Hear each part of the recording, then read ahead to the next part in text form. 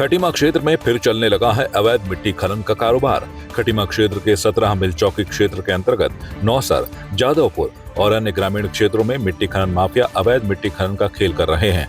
यहां तक कि रात के अंधेरे का फायदा उठाकर भी अवैध मिट्टी खनन हो रहा है। मिट्टी खनन माफिया को शासन प्रशासन तक का डर नहीं है। वहीं शासन प्रशासन इस पूरे मामले पर मूक दर्शक बना हुआ है। इस पूरे मामले पर खटीमा उप जिलाधिकारी रविंद्र सिंह बिष्ट का कहना है कि अभी तक किसी प्रकार की मिट्टी खनन की परमिशन नहीं दी गई है। जो लोग अवैध मिट्टी खनन कर रहे हैं उनकी जांच की जाएगी और उनके खिलाफ कानूनी कार्रवाई की जाएगी। प्राप्त हुई है कि कुछ नौसर में कुछ अवैध रूप से खनन किया जा रहा है। इसमें मैं नायब तहसीलदार साहब और मैं खुद इसमें जांच कर लेंगे और कोई भी ऐसा अवैध खनन होगा तो उसके खिलाफ विधिक कार्रवाई की जाएगी। यहाँ से कोई परमिशन अभी जारी भी नहीं हुई है। जो काम चल रहे हैं तो वो सरकारी तौर पे चल रहे होंगे। जैसे रेलवेज़ ने हमसे कुछ परमिशन मांगी थी कि उनका जो LS जाना था उसमें उन्होंने परमिशन मांगी, तो वो परमिशन हमने दी है, लेकिन उसमें भी शर्त लगाई कि इसका कोई भी व्यावसायिक उपयोग नहीं होगा। तो मेरे हिसाब से तो अभी कोई परमिशन ऐसा है नहीं।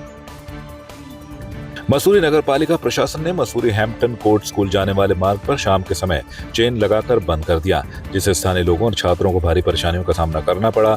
नगर पालिका के कर्मचारियों ने बताया कि नगर पालिका के अधिशासी अधिकारी ने हैम्पटन कोर्ट स्कूल के रास्ते में शाम 5 बजे से रात्रि 10 बजे तक बंद करने के निर्देश दिए हैं, जिसको लेकर हैम्पटन कोर्ट स्कूल के रास्ते पर चेन लगा दी गई है। उन्होंने बताया कि माल रोड पर शाम 5 बजे से रात्रि 10 बजे तक सभी प्रकार के वाहनों की आवाजाही पर प्रतिबंध लगा रहता है और कई लोग हैम्पटन कोर्ट मार्ग से होते हुए मॉल रोड पर एंट्री करते थे, जिससे मॉल रोड में अव्यवस्था के साथ पैदल चलने वाले लोगों को खासी परेशानियों का सामना करना पड़ता था। अधिशासी अधिकारी तनवीर मारवाह ने कहा कि मॉल रोड को व्यवस्थित किया जाने को लेकर नगर पालिका प्रशासन लगातार प्रयास कर रहा है, जिसको लेकर SDM मसूरी के निर्देश के बाद हैम्पटन कोर्ट मार्ग पर चेन लगाई गई है। उन्होंने कहा कि जल्द चेन को हटाकर बोर्ड लगाए जाएंगे, जिससे पैदल चलने वाले लोगों को दिक्कत नहीं होगी। यहाँ पर बहुत देर से खड़ा हूँ। बहन नीचे ट्यूशन में, उसके फाइनल एग्जाम्स हैं और यहाँ से जाने के लिए रास्ता नहीं है, तो अब वो अकेली भी नहीं आ सकती, छोटी है, तो यहाँ से ना जाने का रास्ता है ना आने का रास्ता है। अंधेरा बहुत है रास्ते में, अंधेरा बहुत है, अकेली भी नहीं आ सकती और नीचे ट्यूशन भी उसकी दूर है और वापस जाऊँगा तो फिर मेरा घर भी दूर है बहुत, परिधि पहन के यहाँ से, तो टाइम बहुत लगेगा और अंधेरा हो जाएगा और मेरे घर वाले रास्ते में लाइट नहीं, इस वजह से तो ना हमारी तो एक्स्ट्रा क्लास से है, इधर रास्ता बंद है, तो इधर से जाते हैं डेली और अभी बंद कर रहा था। हाँ, दिक्कत तो होगी, घर का रास्ता देरी से, एग्ज़ाम है, बोर्ड एग्ज़ाम होंगे, पर अभी एक्स्ट्रा क्लास है ना, तो फिर उसके लिए लेट हो जाता है। बागेश्वर में विक्टर मोहन जोशी स्मारक रायका बागेश्वर स्कूल परिसर में संचालित मानक क्लब के सदस्य छात्रों की एक पोस्टर प्रतियोगिता का आयोजन किया गया। पोस्टर प्रतियोगिता से पूर्व छात्रों को संबोधित करते हुए प्रधानाचार्य दीप चंद्र जोशी ने कहा कि मानकों की महत्ता को जानना, समझना और जागरूक होना उपभोक्ता हित में बहुत महत्वपूर्ण व आवश्यक है। समाज में जागरूकता के लिए मानक क्लब के माध्यम से ISI मार्क व हॉल मार्क की जानकारी प्रदान की जा सकेगी। पोस्टर प्रतियोगिता में गीतांजलि मेयर ने प्रथम, तनुज सिंह रावत द्वितीय, करण कुमार तृतीय और आदित्य कुमार ने चतुर्थ स्थान प्राप्त किया। हम विक्टर मोहन जोशी राजकीय इंटर कॉलेज बागेश्वर के छात्र हैं। आज यहाँ पे पोस्टर प्रतियोगिता हुई, जिससे कि सभी बच्चों ने, हमारे क्लासमेट और स्टैंडिंग क्लब के जो मेंबर थे, उन्होंने सभी ने पोस्टर प्रतियोगिता में पार्टिसिपेट करा और सबने अच्छे अच्छे चित्र बनाए।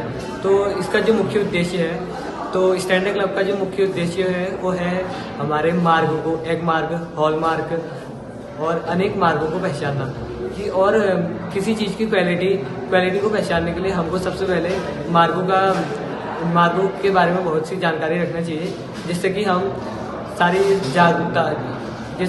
पूरे समाज में जागरूकता फैलाएं। विक्टर मोहन जोशी स्मारक राजकीय इंटर कॉलेज बागेश्वर में मानक क्लब का गठन हुआ है। स्टैंडर्ड क्लब के अंतर्गत छात्र छात्राओं की वर्ष भर विभिन्न प्रतियोगिताओं का आयोजन किया जाता है। आज हमारे विद्यालय में मानक क्लब के सदस्य छात्रों की पोस्टर प्रतियोगिता का आयोजन किया गया और जो उसमें विजेता रहे हैं उसको क्रमशः 1,750, 500 और 250 रुपया, कुल 2,500 रुपये की पुरस्कार की राशि दी जाएगी।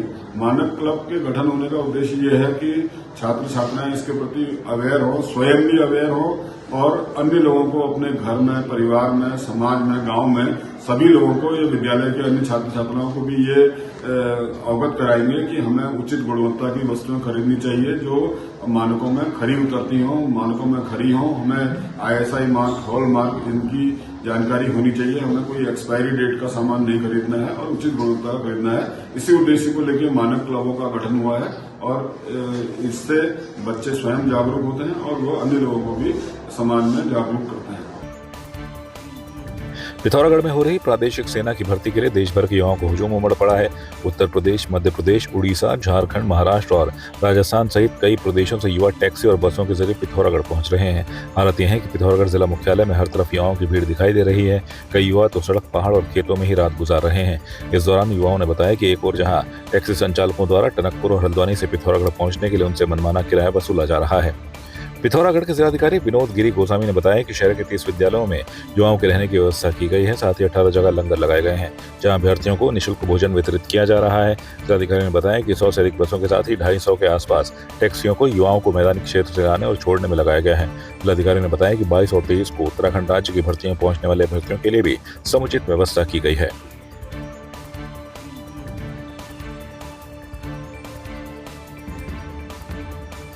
आपकी इस पर क्या राय है, हमें कमेंट कर जरूर बताएं। इसके साथ ही आप हमारे YouTube चैनल को सब्सक्राइब कीजिए। आप हमें Facebook, Instagram, Twitter पर फॉलो भी कर सकते हैं और संवाद 365 के साथ एक क्लिक में जुड़ने के लिए डाउनलोड कीजिए संवाद 365 ऐप।